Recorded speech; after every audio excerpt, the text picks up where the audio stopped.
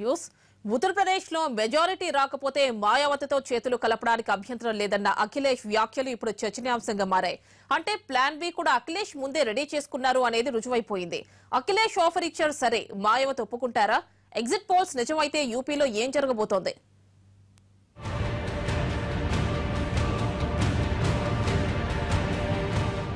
దేశంలో అతిపెద్ద రాష్ట్రం యూపీ. దేశ రాజకీయాలకు కీలక రాష్ట్రం కూడా అదే. ఎక్కువ మంది ప్రధానమంత్రుల్ని అందించిన చరిత్ర ఈ రాష్ట్రానికి ఉంది. కేంద్రంలో ఎవరు అధికారం రావాలన్నది డిసైడ్ చేసేది ఈ స్టేటే కాబట్టి అన్ని పార్టీలు ఇక్కడి ఎన్నికలను ప్రతిష్టాత్మకంగా తీసుకుంటాయి.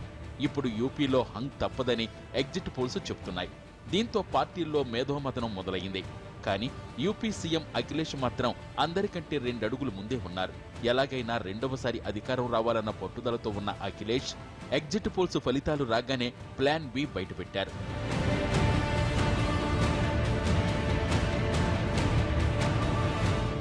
మెజార్టీ తగ్గితే మాయావతి మద్దతు తీసుకోవడానికి అభ్యంతరం లేదన్నారు అఖిలేష్.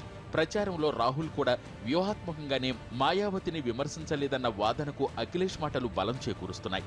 ఆయన ఆఫర్ ఇచ్చారు సరే, మాయావతి ఎంతవరకు అంగీకరిస్తారన్నది ఇప్పుడు హాట్ టాపిక్ గా మారింది. పెద్ద నోట్ల రద్దు సమయంలో బీఎస్పీ ఖాతాలో 100 కోట్లు జమవ్వడంపై అవినీతి ఆరోపణలొచ్చాయి. ఒకవేళ మాయావతి ఎస్పీకి మద్దతిస్తే బీజేపీ ఈ కేసు బయటకు తీసి టార్చర్ చేస్తుందనే భయం మాయావతికుంది. కానీ అఖిలేష్ ఆలోచన వేరేగా ఉంది. ఎస్పీ బీఎస్పీకి ఉమ్మడి శత్రువు బీజేపీ కాబట్టి ఇద్దరూ కలిసి ఆ పార్టీకి అధికారాన్ని దూరం చేయాలని భావిస్తున్నారు. మాయావతికి కేసుల భయం అక్కర్లేదని, రాష్ట్రంలో అధికారంలో ఉన్న కూటమి భాగస్వామిని కేంద్రం టచ్ చేయలేదని అఖిలేష్ నచ్చజెబుతారని ఎస్పీ శ్రేణులు చెబుతున్నాయి. కానీ ఇదెంతవరకు వర్కౌట్ అవుతుందని ప్రశ్నార్థకమే. స్వతహాగా మాయావతి భయస్థురాలని, అఖిలేష్ భరోసాతో ఎస్పీ వైపు వచ్చే అవకాశాలు తక్కువేనన్న వాదన కూడా వినిపిస్తోంది.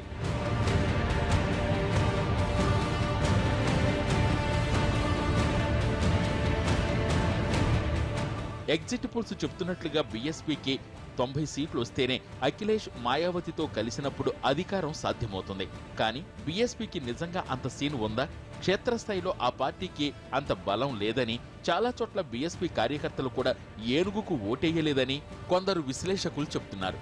అలాంటప్పుడు 90 సీట్లు సాధ్యమేనా అన్న ప్రశ్న కూడా ఉదయిస్తోంది.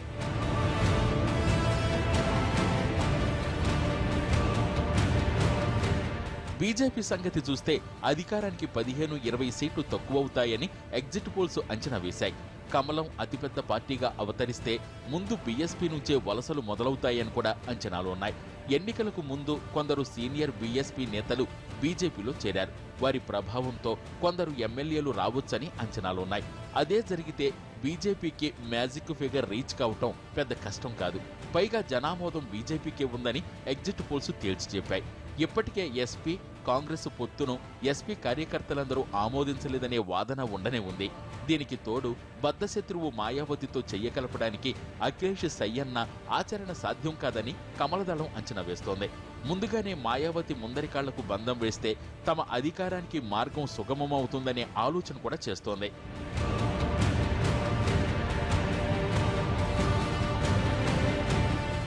ఎగ్జిట్ పోల్స్ హంగ్ అసెంబ్లీ ఖాయమని తేల్చి చెప్పడంతో తుది ఫలితాల సిసలైన రాజకీయం మొదలవుతుందని విశ్లేషకులు భావిస్తున్నారు.